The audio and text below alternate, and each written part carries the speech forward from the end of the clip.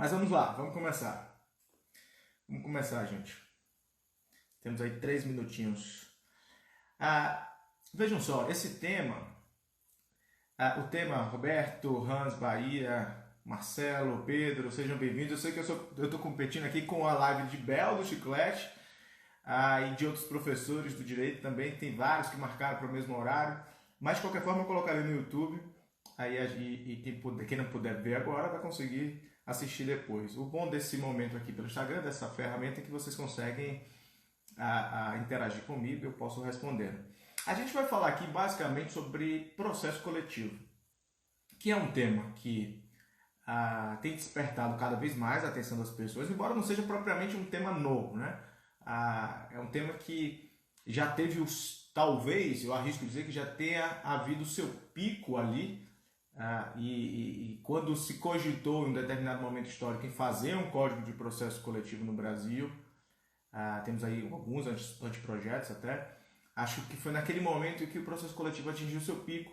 E hoje em dia é cada vez mais difícil de inovar no processo coletivo, né? A gente tem trabalhos inovadores, certamente, né? O colega Edilson Vitorelli é uma referência, fez um trabalho inovador muito interessante. O Arenhart, Sérgio Arenhart tem falado bastante, Fred tem falado sobre processo estrutural, tem muita gente falando sobre processo estrutural que tem uma dimensão com o processo coletivo. Há quem diga que todo processo estrutural é coletivo, há quem diga que não, que há processos individuais que são estruturais. A gente vai falar sobre o que é isso, o que é o processo estrutural, é um tema que a gente vai tocar aqui também de uma maneira suave, ou seja, tentando trazer com uma linguagem bastante tranquila e descomplicada esses temas. Então o processo coletivo começou a ganhar bastante força a partir da década de 90, principalmente, né? Final dos anos 80, 90, e desde então vem sido muito estudado. Os autores de São Paulo, obviamente, tanto o MP quanto a USP são referências, a gente sabe disso, isso é absolutamente inegável. Hoje em dia há muita gente estudando sobre o processo coletivo e há uma influência muito grande do direito norte-americano, que também é algo, falar isso é um truísmo, é uma obviedade, né? A gente sabe que existe uma influência muito grande. Eu queria falar um pouquinho sobre como é que eu comecei a estudar o processo coletivo e por que eu me tornei uma pessoa focada nesse tema. Meu mestrado é em processo coletivo, meu doutorado é em processo coletivo. Por que eu estudei isso, né? Para vocês terem uma ideia, na faculdade eu tive excelentes professores, mas eu não tive uma matéria de processo coletivo na faculdade. Eu não tive uma disciplina específica para processo coletivo. Meu curso de processo civil na faculdade, embora muito bom, foi com o professor Salomão Viana, um excelente professor. Esse curso não contemplou uma disciplina específica de processo coletivo. E quando eu comecei a estudar para concurso, eu faço essa breve historinha aqui só para contextualizar, eu gostei, comecei a me aprofundar mais no tema e gostei bastante. Eu ingressei em 2010 na Defensoria Pública, em setembro de 2010, e virei defensor. Eu fui ocupar um ofício civil, lidava basicamente com causas individuais. Mas naquele momento ali eu resolvi fazer um mestrado, passei na seleção do mestrado em 2010, na Universidade Federal da Bahia, 2011, não me recordo bem.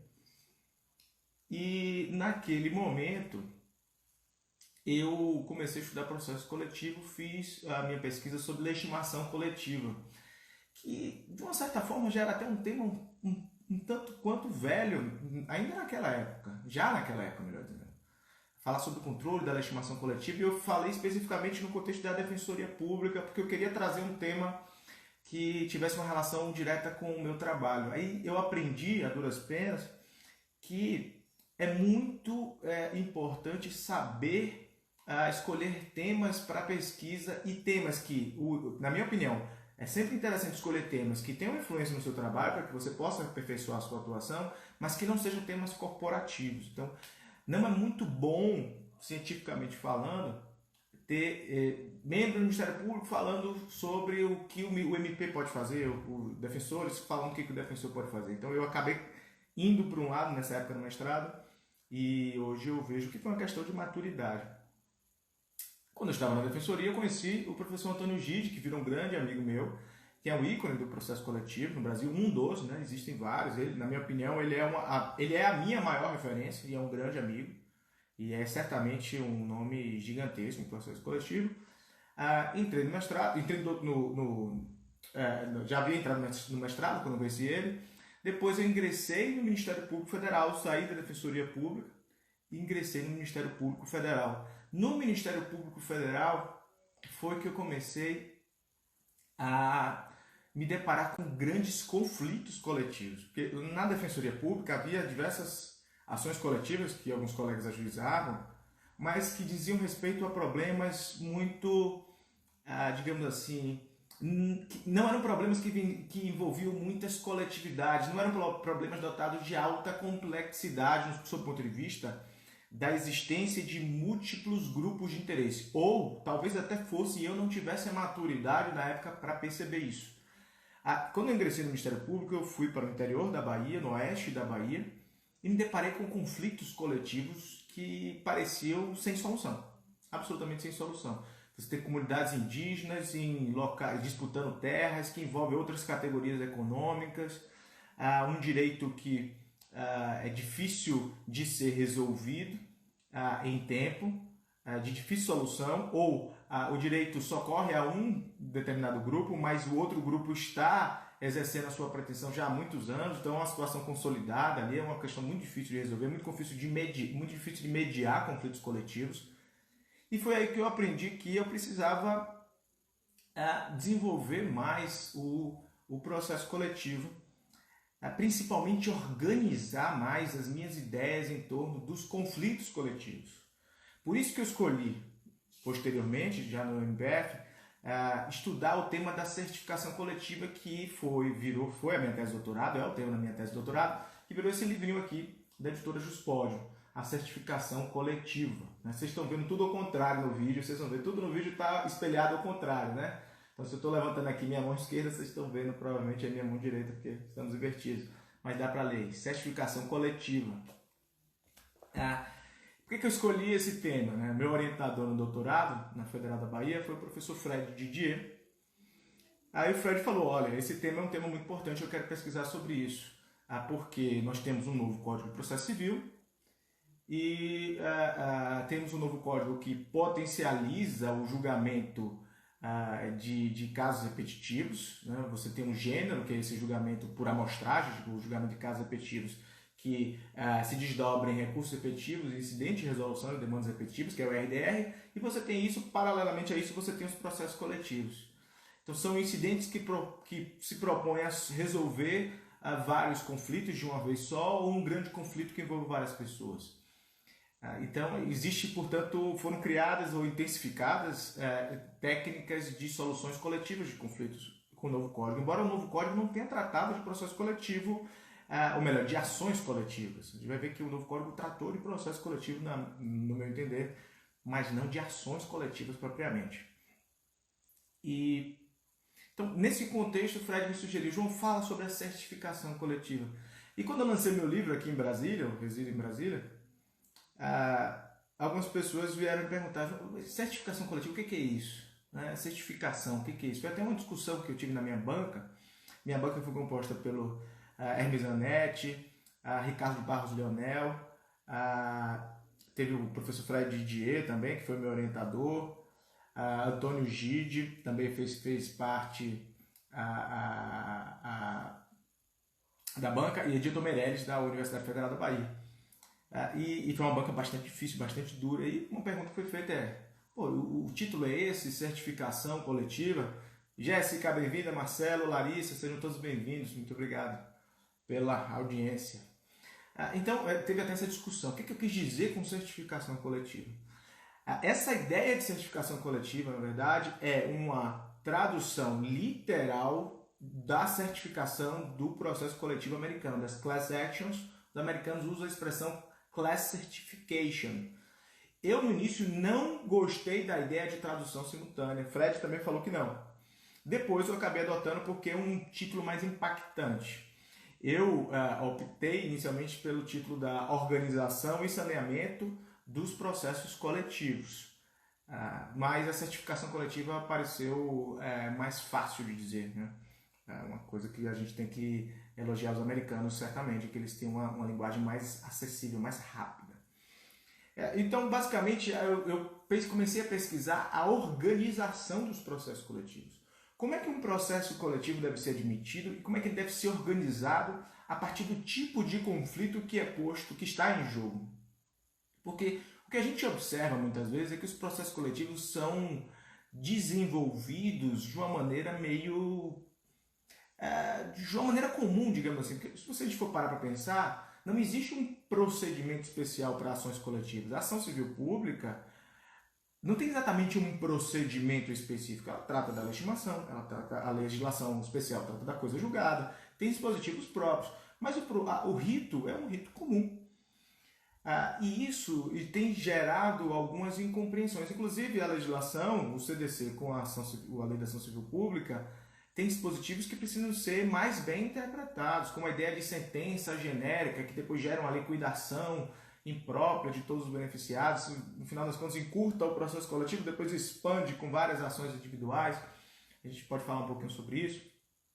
Então, eu queria pensar um pouco sobre como organizar os processos coletivos, levando em consideração esse caráter bastante dinâmico e mutante do novo procedimento, do novo Código de Processo Civil, que é um procedimento bastante elástico, um procedimento mutante. Vejam que alguns procedimentos especiais foram extintos. O usucapião, por exemplo, foi extinto o procedimento, a discriminação desse procedimento, como as cautelares típicas também, o livro do processo cautelar foi extinto, porque agora o próprio procedimento comum tem adaptações típicas ou atípicas, digamos assim, que permitem o desenvolvimento de qualquer tipo de conflito. Então é um procedimento bastante mutante, por assim dizer. E aí, para falar sobre organização das ações coletivas, eu tive que explorar algumas premissas. E eu me lembro bem de um caso, que eu vi no jornal e me chamou muita atenção. Leandro, grande Léo, seja bem-vindo, Léo. Prazer, gentileza sua. João Paulo Piropo, meu xará, seja bem-vindo. Hamilton também, sejam todos bem-vindos. Eu sei que eu estou competindo com a live do Bel, né? Então vocês baianos estando aqui são uma honra. Eu imagino que esteja com 2 celulares aqui, um vendo o Bel, outro vendo minha live. E eu me deparei com um caso muito curioso. Vamos falar de casos também, né? Eu me lembro que foi ajuizada uma ação civil pública, não faz muitos anos, foi a ação da Defensoria Pública, inclusive. Uma ação muito interessante. No estado de São Paulo, a Defensoria Pública ajuizou uma ação civil pública, dizendo o seguinte: ela entregou ao judiciário o seguinte problema.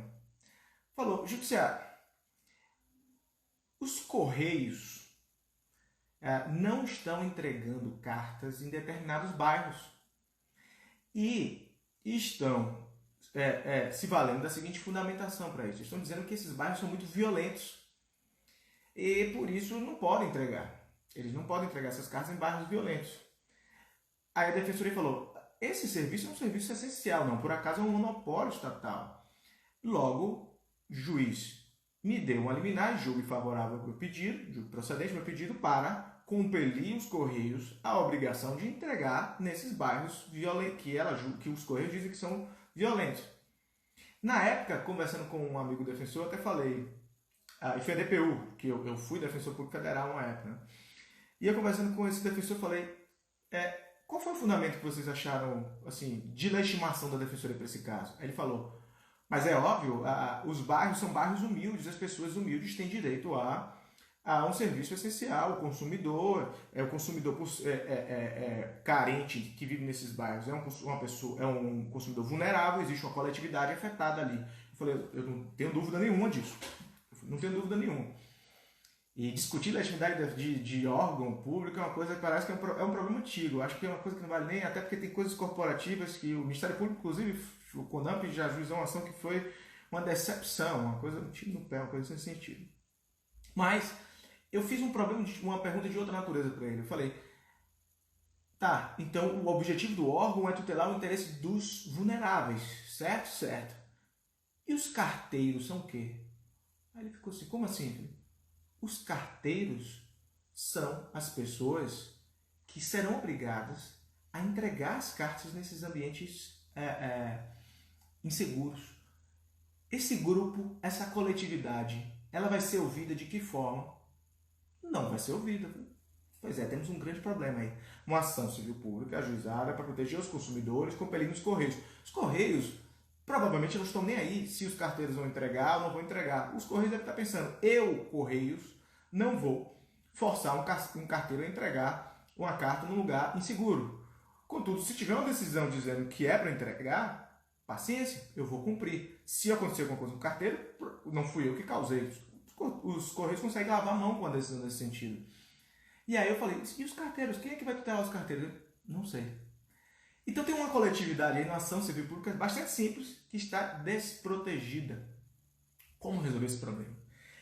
É por isso que eu defendo no meu livro que é importante em todo o processo coletivo, ao sanear o processo, que é uma etapa posterior à resposta, à defesa, à apresentação de defesa, o juiz tem que parar e pensar o seguinte: quais são as coletividades diretamente afetadas que podem estar sem a devida defesa e quais são os possíveis representantes, entre aspas, os legitimados, os substitutos processuais que podem defender essas pessoas, para que essas pessoas sejam chamadas ao processo através de um substituto, de um representante, entre aspas. Por que a gente fala representante? Porque é uma expressão que é mais, é uma expressão americana, tecnicamente não é adequada para o direito, mas é uma expressão que faz mais sentido na língua portuguesa, embora não na técnica jurídica.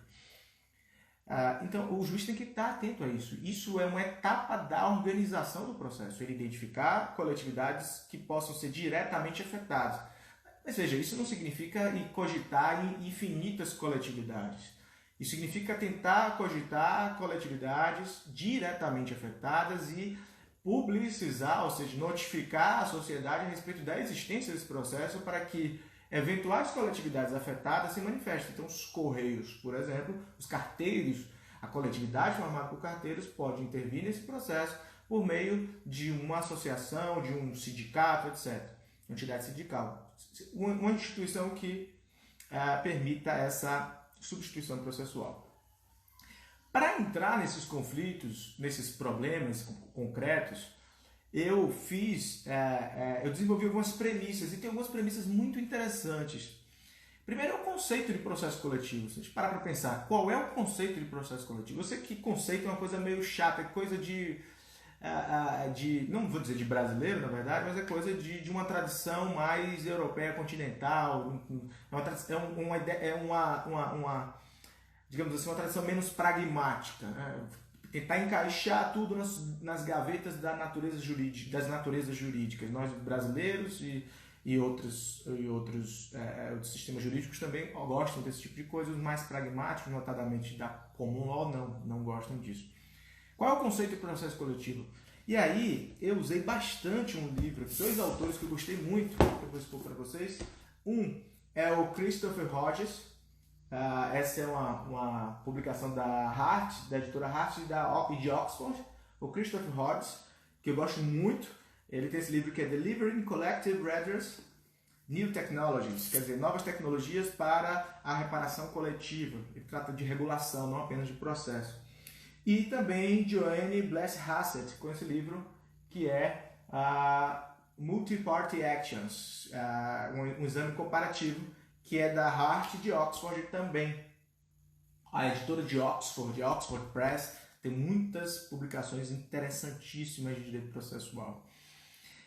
E aí o que eu fiz? Eu observei que no direito comparado, processo coletivo é uma ideia bastante ampla, gente. Quando se fala processo coletivo no direito comparado, as pessoas têm em mente todas as ferramentas jurídicas que servem para a defesa de várias pessoas, de coletividades. E aí, tanto entram nesse jogo as ações coletivas como os julgamentos por amostragem. As técnicas de julgamento em que se elege uma causa piloto ou modelo que servirá de parâmetro para a fixação de uma tese jurídica que será aplicada a diversos outros processos que ficariam suspensos. Isso existe na GLO, na Inglaterra, no MDL, nos Estados Unidos, existe no Brasil, o IRDR, os recursos repetitivos. Então, nesses incidentes, haveria, portanto, também uma situação jurídica coletiva, um interesse coletivo. Qual seria esse interesse? O interesse de pacificar uma questão jurídica comum.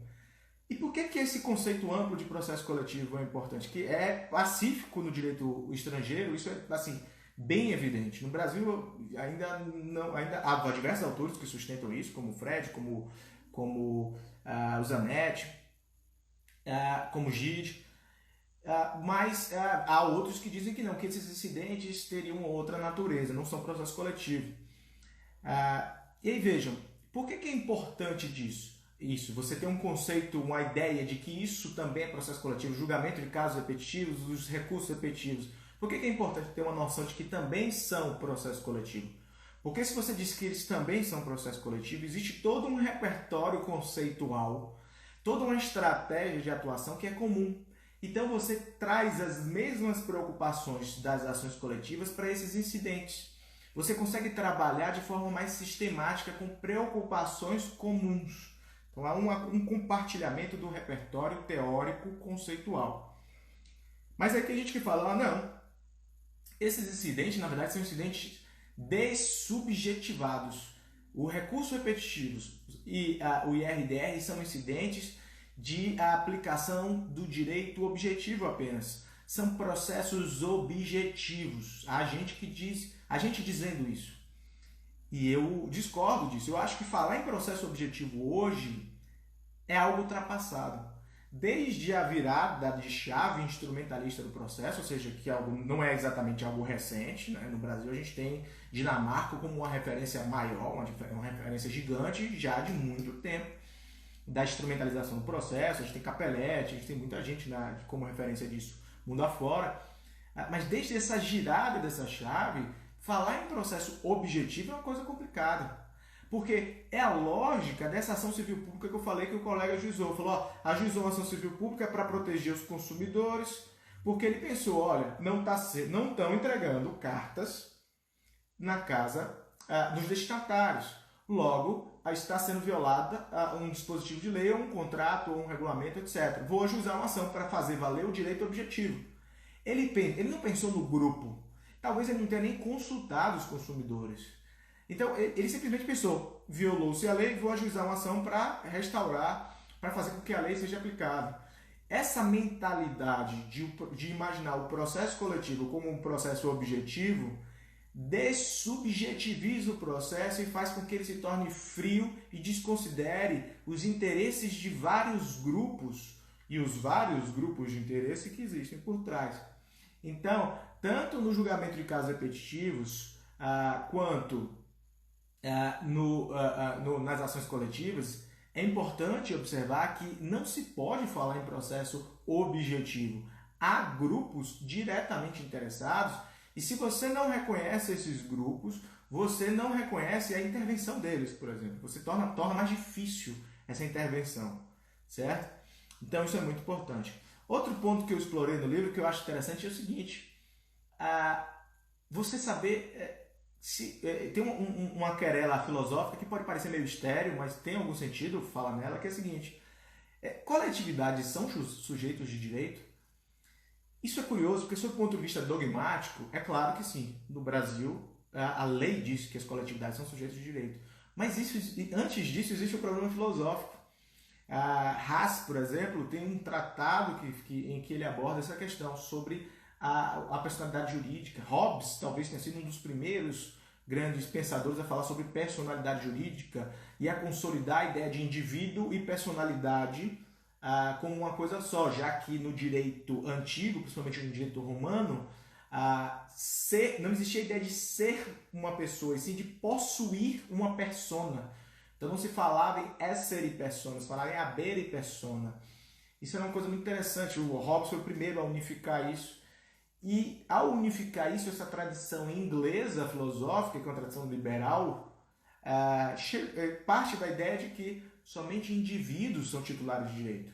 E quando se diz que uma coletividade é titular de direito, teríamos aí, para essa corrente, que é uma corrente individualista ontológica, teríamos aí a ideia de que os sujeitos coletivos são, na verdade, a mera soma dos interesses individuais. Isso não é verdadeiro.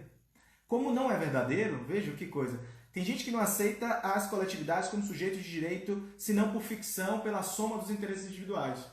Quem fala isso desconsidera, por exemplo, todo o imbróglio antigo acerca da natureza da pessoa jurídica. Pessoa jurídica é um sujeito por excelência que não se confunde com as pessoas físicas que a compõem, que são seus sócios e administradores. Então são coisas diferentes. Por que isso é importante? Porque é importante perceber que o interesse da pessoa jurídica, da coletividade, em todo o processo coletivo, temos um grupo que é titular de um direito. E o direito do grupo não se confunde com o direito do membro do grupo. Isso é muito importante para saber que tipo de intervenção o membro do grupo pode fazer, quais são os limites da atuação do membro do grupo, como é que o membro do grupo consegue se excusar da decisão, dizer essa decisão não se aplica a mim. Então, o processo coletivo é uma coisa, os sujeitos coletivos são uma coisa, os membros desse grupo são outra coisa. E aí eu cheguei à conclusão de que existem dois tipos de grupos no processo coletivo. Existem dois tipos de coletividades.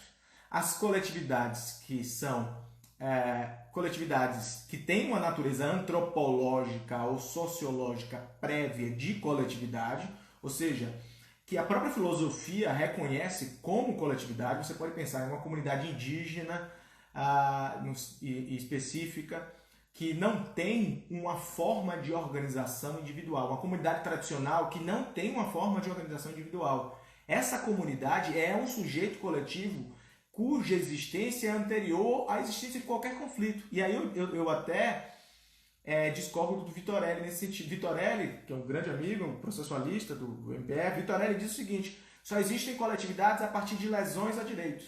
Não dá para você falar que... Não dá para você identificar coletividades antes de haver um conflito.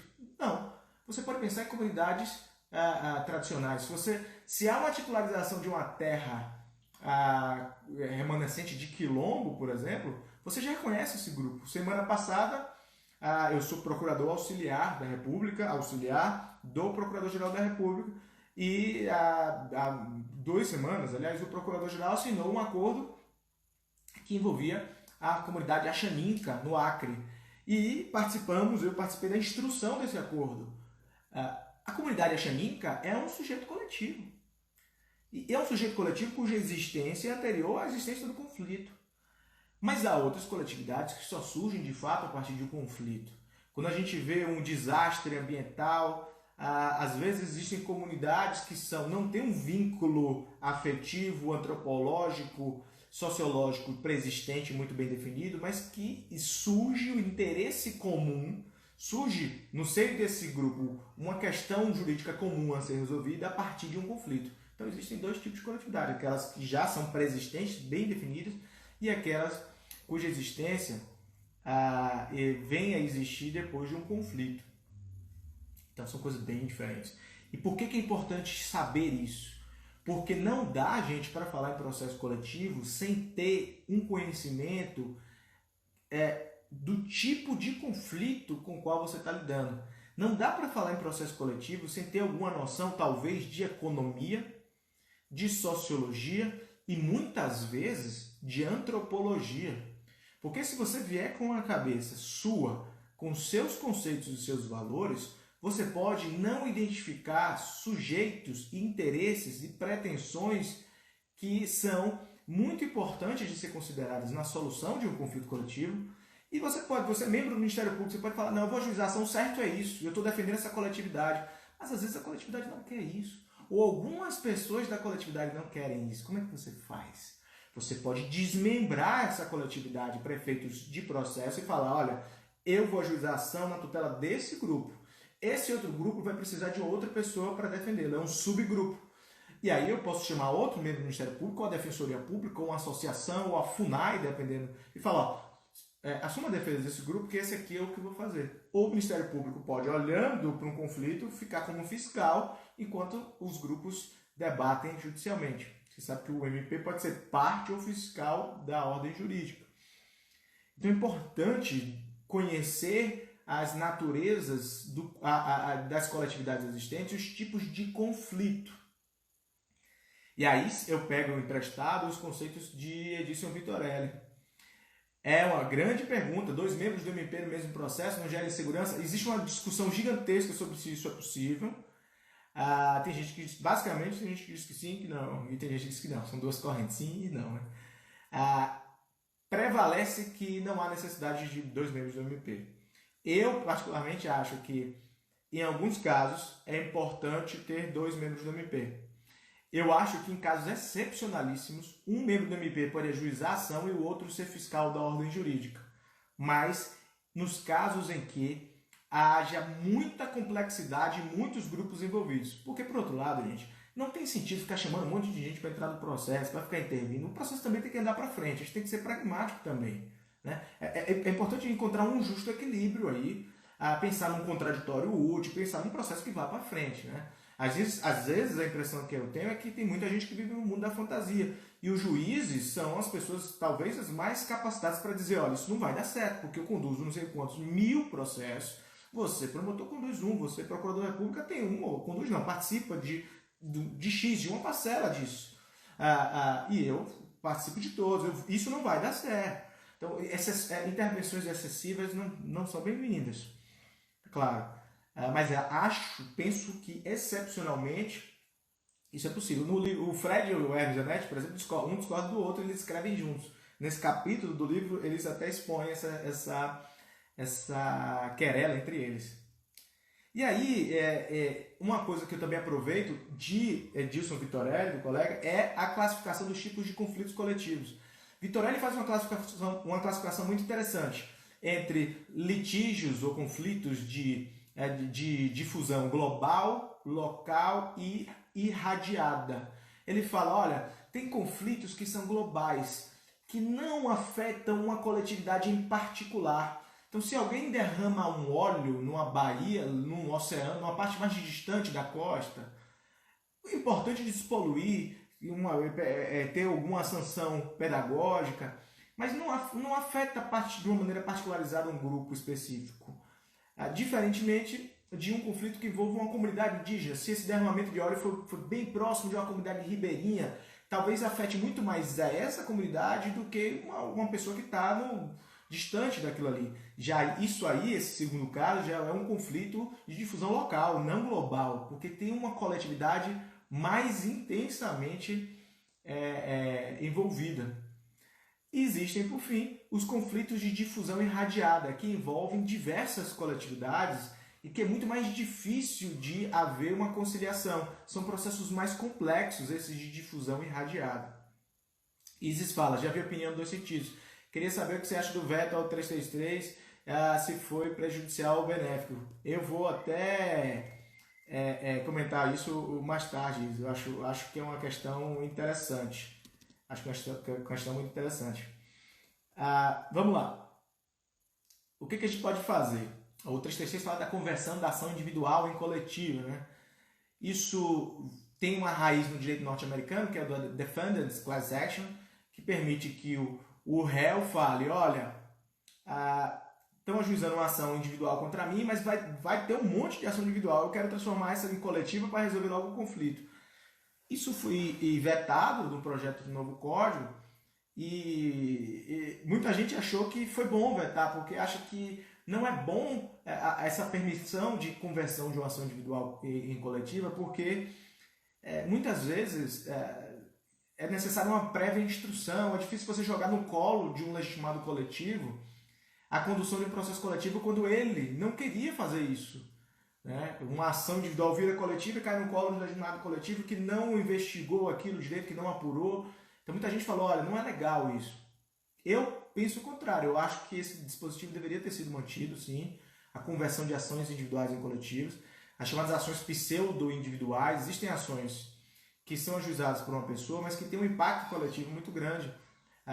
Se pensar, por exemplo, em alguém que ajuiza uma ação para anular uma questão de concurso, não dá para anular para uma pessoa só, é melhor coletivizar essa ação individual e resolver para todo mundo que esteja na mesma situação. Né? Então, essa é uma discussão interessante, já adiantei. Então, partindo dessa ideia de que existem vários tipos de conflitos, existem várias formas de organizar o processo coletivo.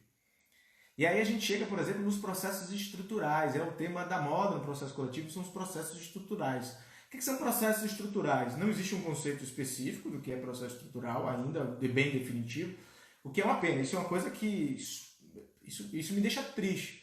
Porque o processo civil, gente, é um processo, é instrumento.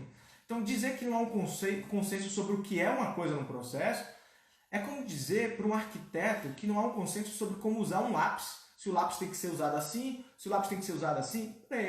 O processo é um instrumento. Então, se não existe um consenso sobre o que é processo estrutural, será que tem utilidade um conceito de processo estrutural? Eu estou andando um pouco na contramão do que muita gente tem dito de processo estrutural. Eu acho que existem conflitos específicos. O que é um processo estrutural? Existem conflitos específicos em que há um estado de desconformidade com a lei, uma situação fática de desconformidade com a lei, em relação à lei, e que é necessário que essa situação de desconformidade se adeque à lei. Só que isso não consegue ser feito de uma forma imediata, mediante um ato só, e que por isso é necessário estabelecer uma forma, digamos assim, não necessariamente multipolar, mas uma forma, um regime de transição da inconformidade para a conformidade. Vamos pensar dessa forma. É necessário estabelecer um mecanismo de transição. Qual foi o caso, o processo estrutural mais conhecido que foi ajuizado no Brasil, que foi ventilado? A DPF relativo ao estado de coisas inconstitucional. Então veja, o processo estrutural assumiu a feição de ADPF. Para mim, é erradíssimo você levar um processo que demanda exame de provas diretamente ao Supremo. Esse uso da ADPF como substitutivo de ação civil pública me parece muito equivocado e acho, inclusive, que não por acaso os efeitos estão sendo muito baixos desse tipo de ação.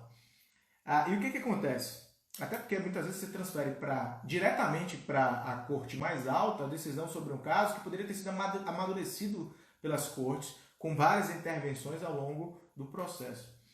Então, o processo estrutural é isso. Vamos supor o sistema carcerário brasileiro. É um sistema carcerário que, obviamente, não está de acordo com a legislação. A gente tem que transformar o sistema carcerário de uma forma tal que ele se adeque ao que a legislação prevê. Essa desconformidade demanda medidas estruturais ou estruturantes, ou de reorganização de um serviço público. Isso tem origem no caso Brown vs. Board of Education, nos Estados Unidos. E aí, o que acontece? No final das contas, o processo estrutural é simplesmente um processo, na minha opinião, complexo. A Fred diz que não necessariamente é complexo. Eu acho que é complexo no sentido de que o processo estrutural simplesmente, aquele processo cuja execução, ou melhor, cuja efetivação de uma determinada pretensão demanda atos complexos. Seja atos praticados complexos no sentido de que são praticados por mais de uma pessoa. E aí a gente lembra dos atos complexos, dos atos administrativos complexos, por exemplo, só para ter uma referência. Ou seja, complexo no sentido objetivo, no sentido de que são atos que podem ser executados de diversas maneiras. Então, como melhorar o sistema carcerário? Às vezes não se resolve, mas como melhorar ao menos? Estabelecer uma forma de transição.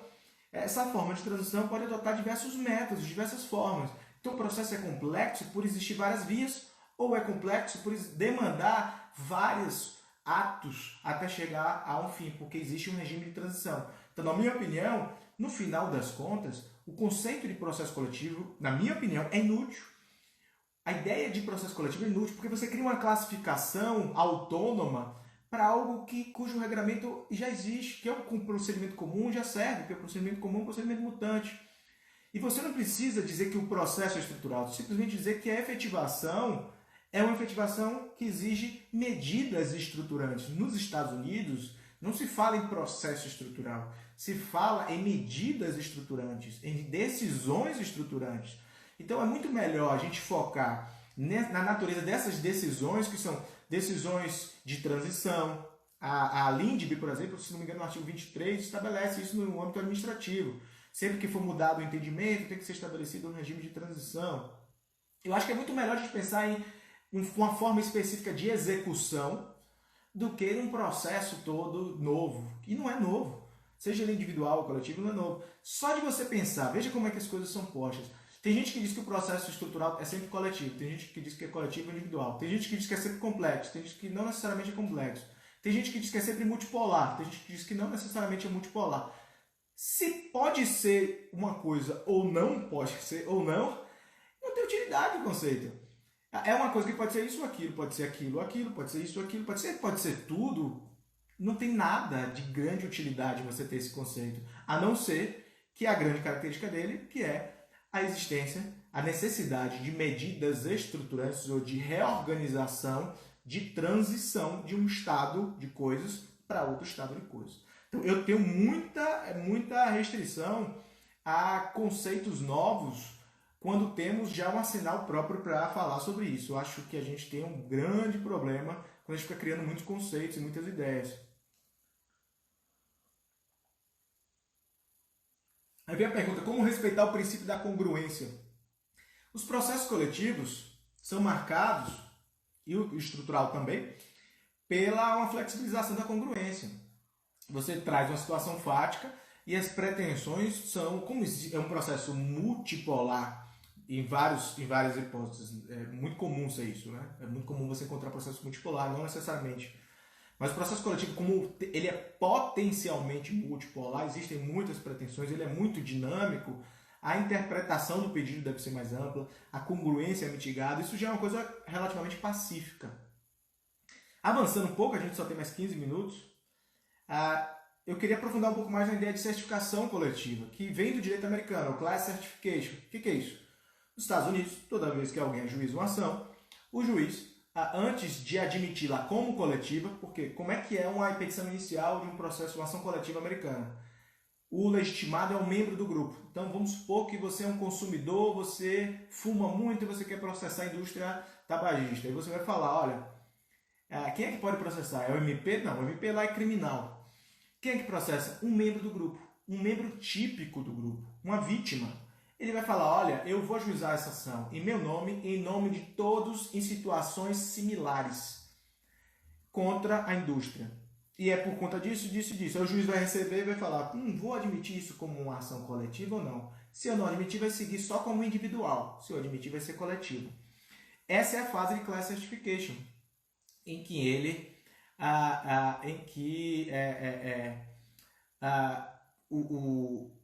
há uma análise dos requisitos dos processos coletivos americanos. O processo coletivo americano, ele não lida com tipos de direito, com classificações abstratas, coletivo em sentido estrito, difuso, individual homogêneo. Isso foi criado no Brasil com influência italiana.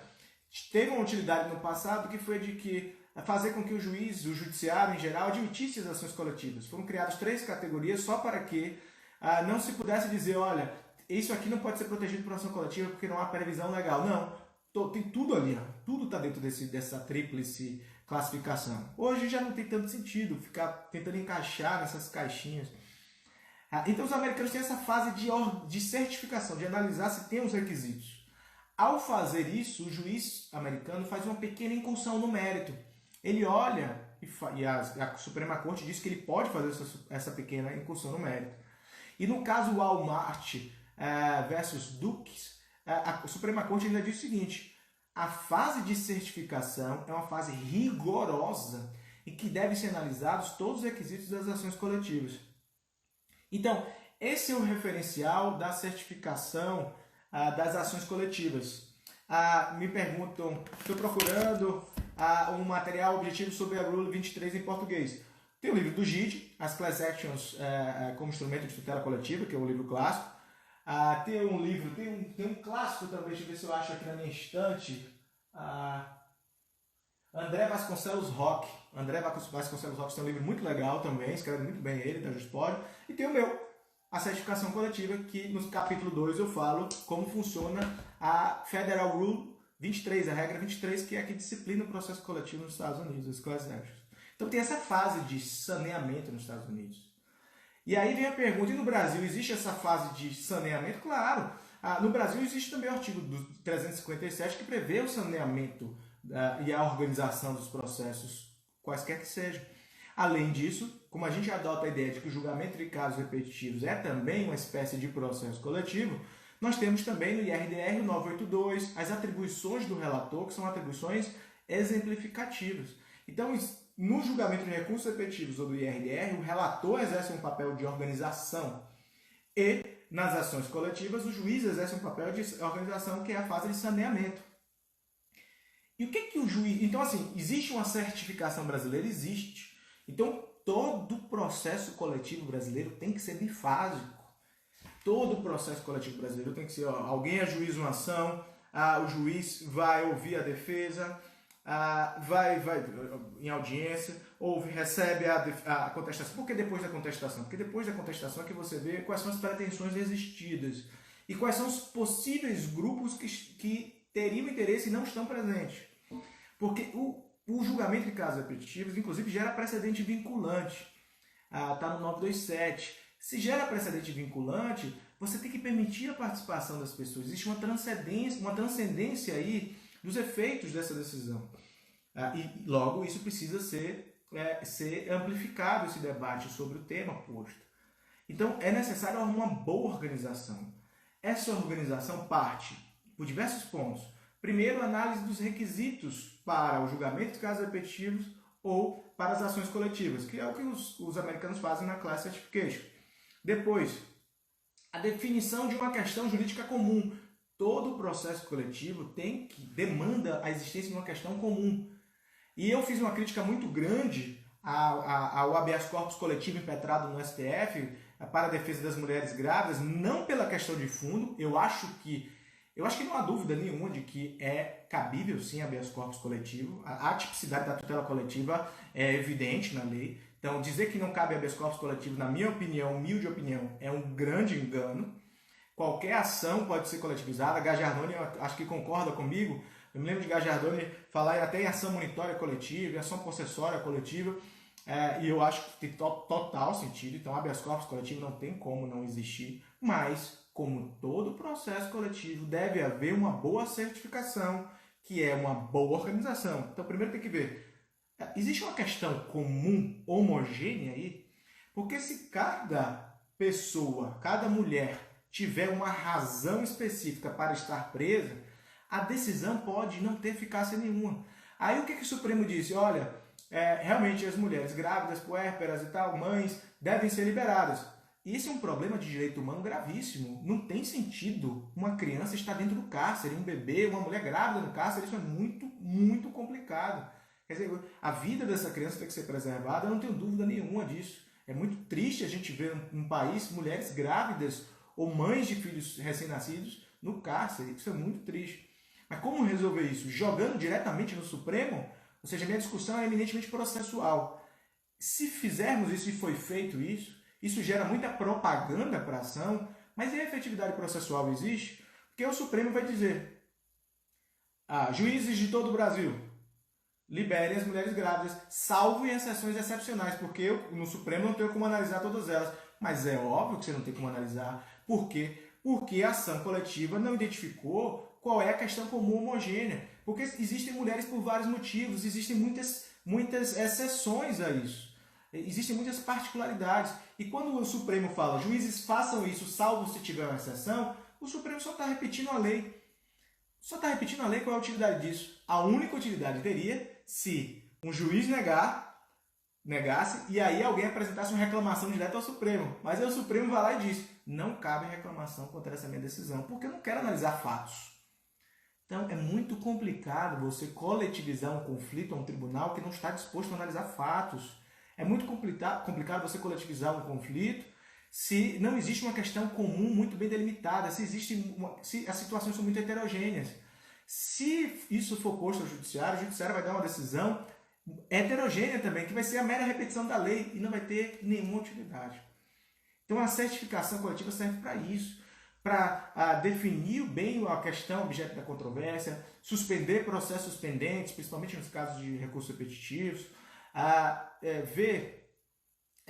desmembrar pretensões cumuladas, o que pode haver, ver o que pode ser feito em termos de cooperação jurídica nacional ou internacional, fixar diretrizes para participação, homologar eventuais acordos e, sobretudo, definir qual é a coletividade. O juiz, ao tratar de um processo coletivo, ele tem que fazer o que os americanos chamam de class definition. Ele tem que pensar qual é o grupo que está debatendo aqui. Porque ao fazer isso, ao definir, ainda que abstratamente, de maneira não burocrática o grupo, ele consegue definir quem é o legitimado adequado, qual é o direito aplicável, portanto, qual é a competência do juízo. Ele sabe como notificar os membros do grupo, porque os membros do grupo podem querer discordar do legitimado coletivo e querer a sua exclusão. Ele pode saber se há necessidade de outras intervenções, pode disciplinar melhor a intervenção de terceiros, a realização de audiências públicas. A própria coisa julgada vai recair sobre o grupo. Se o grupo não está bem definido, não dá para saber muito bem quem é que foi favorecido. E no ponto das intervenções, há um dispositivo para encerrar que eu acho muito interessante. O artigo 983 do novo CPC, quando disciplina o IRDR, que é uma norma geral de julgamento de casos repetitivos, do microsistema de julgamento de casos repetitivos, e na minha opinião, eu defendo isso na minha tese, as normas que disciplinam o julgamento de casos repetitivos integram também um microsistema processual coletivo agora. Então existem elementos, regras específicas do julgamento de casos repetitivos que também passam a integrar o microsistema de processos coletivos, como o CDC, a ação civil pública, a ação popular, etc. E aí, o que é importante, né, em relação à intervenção? Que eu queria falar. O 983 diz o seguinte: o relator no IRDR ouvirá as partes e demais interessados, inclusive órgãos e entidades com interesse na controvérsia. Cláusula geral de intervenção atípica. Então, se você tiver um IRDR, uma ação coletiva, às vezes até uma ação individual, porque, vejam, se a formação de precedentes, em um sistema de precedentes, melhor dizendo, em um sistema de precedentes obrigatório, existe uma transcendência das decisões, mesmo em processos individuais, se encaixar numa das hipóteses de precedente obrigatório. Nesse caso, é importante abrir margem à discussão, não apenas para amicus curiae, mas formas atípicas de intervenção. Isso já existe, isso está positivado. Então, por exemplo, se uma ação individual, coletiva, se o julgamento de recurso repetitivo, se um recurso que está lá no STJ, no STF, envolver uma classe específica de trabalhadores, é possível admitir a intervenção de entidades sindicais, de associações, se envolver pessoas vulneráveis, é possível intervenção de ONGs, da Defensoria Pública. Tem até alguns colegas defensores públicos que têm desenvolvido uma tese de que tem um nome em latim específico para isso, uma grande besteira, na minha opinião, porque, no final das contas, é uma cláusula atípica de intervenção. As intervenções hoje são atípicas. Então não precisa dizer o que é para fulano e que o nome é esse. É uma intervenção atípica. Isso já era admitido antes, há muito tempo, a ideia de intervenção de pessoas que estão interessadas na formação do precedente. E não é uma intervenção a título de amicus curiae. O tipo de intervenção, no final das contas, eu defendo, quando o juiz for disciplinar, organizar o processo, ele vai ter que ver quem pediu a intervenção, publicizar o processo, notificar a coletividade, a sociedade da existência do processo, para saber quem quer intervir, e ver. Ele vai disciplinar na hora que tipos de poderes tem cada um. É o chamado legitimação per actum, né? Uma legitimação ad actum, que é a ideia de que o juiz, ao admitir alguém como interveniente, ele vai dizer quais são os poderes dessa pessoa. Porque se ele conceder poderes de parte para todo mundo, vai ficar todo mundo recorrendo toda hora, e isso pode, a depender do caso, atrapalhar a condução do processo. Então ele tem que ver primeiro. Já tem uma discussão que já está muito posta, tem processos, por exemplo, tem processos que têm intervenções de 36 entidades com a mesma finalidade. Associação de Defesa do Consumidor de não sei onde, Associação de Defesa do Consumidor de não sei onde, Defensoria do Estado tal, PROCON do Estado tal. São vários órgãos falando a mesma coisa. Então a intervenção tem que levar em consideração muito a capacidade de ampliar o debate, não só a representatividade do interveniente, mas sua capacidade de ampliar o debate. E ao definir que figura, o juiz pode definir, se ele quiser dar menos poderes, ele indica. Se ele quiser dar poderes só de manifestação simples, ele admite a intervenção como amicus curiae. Senão, ele pode admitir a intervenção atípica do 983, fixando os poderes que quiser. Então, essa ideia de criar um nome para cada entidade, isso não tem o menor sentido dentro da ciência processual, porque existe uma regra geral para todos, né? Então não há necessidade de criar, na minha opinião, e isso acaba sendo uma tese mais corporativa, porque às vezes a entidade X vai falar, tenho interesse em intervir na qualidade de tal, eu posso fazer isso. 983 diz que todo mundo pode intervir, e as intervenções hoje na doutrina, a doutrina tem reconhecido cada vez mais intervenções atípicas. Já existia a chamada assistência do interessado na formação do precedente. Isso já existe há muito tempo, o interesse do assistente. Hoje em dia não tem mais discussão sobre isso, porque o 983 é um dispositivo diferente do assistente, certo? Então isso é muito interessante. Pessoal, falta só 2 minutos, o Twitter vai derrubar a minha live. Como o Twitter vai derrubar a minha live, eu vou me despedir aqui de vocês. Se vocês gostaram do tema, eu faço meu jabá aqui. A minha tese de doutorado é sobre certificação coletiva pela editora Juspodium. Eu acho que é um tema interessante, é um tema que vale a discussão, é um tema de ordem prática, porque o objetivo aqui é fazer com que os processos coletivos como um todo sejam mais eficientes e mais justos. Ok? Meus amigos, um grande abraço para todos vocês. Foi um prazer revê-los. A gente se vê aí na próxima live, ok? Até mais, cuidem-se, tenham cuidado, cuidem-se, cuidem dos seus familiares, dos seus entes queridos, ok? Se protejam. A editora é a editora Juspodium, certificação coletiva. Se você buscar lá, Lorbelo, Juspodium, vai aparecer o meu livro lá, ok? Um grande abraço, gente, até a próxima.